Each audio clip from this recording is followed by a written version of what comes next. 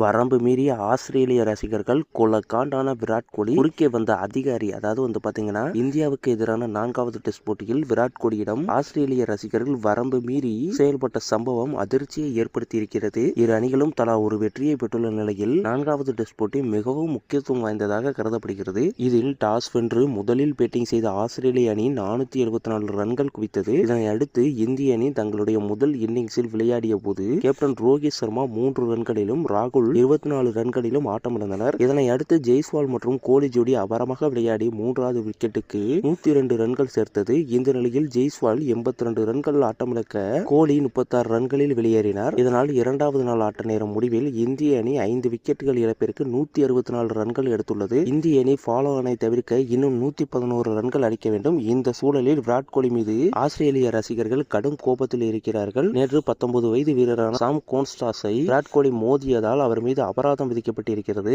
இன்னும் கோலியை ஆஸ்திரேலிய ஊடகங்களும் ரசிகர்களும் குறிவைத்து தாக்கி வருகின்றனர். இந்த நிலையில் 36 ரன்களில் ஆட்டம் இழந்த பிறகு விராட் கோலி பெவிலியன் நோக்கி சென்றார். அப்போது அங்கு இருந்த ஆஸ்திரேலிய ரசிகர்கள் விராட் கோலியை நோக்கி வரம்பு மீறி சொற்களை பயன்படுத்தி இருக்கிறார்கள். முதலில் பொறுமையாக போன விராட் கோலி ரசிகர்கள் வரம்பு மீறியதை அடுத்து கடும் கோபத்திற்கு ஆளானார். இதனை அடுத்து கொலைகாண்டில் விராட் கோலி உள்ளே இருந்து வெளியே வந்து தம்மை கேலி செய்த ரசிகர்களை பார்த்து முறைத்தார். உடனே பிரச்சனை கைமீறி செல்வதை உணர்ந்த ஆஸ்திரேலிய பாதுகாவலர்கள் விராட் கோலியை சமாதானப்படுத்தி அவரை பெவிலியனுக்குள் அழைத்து சென்றனர்.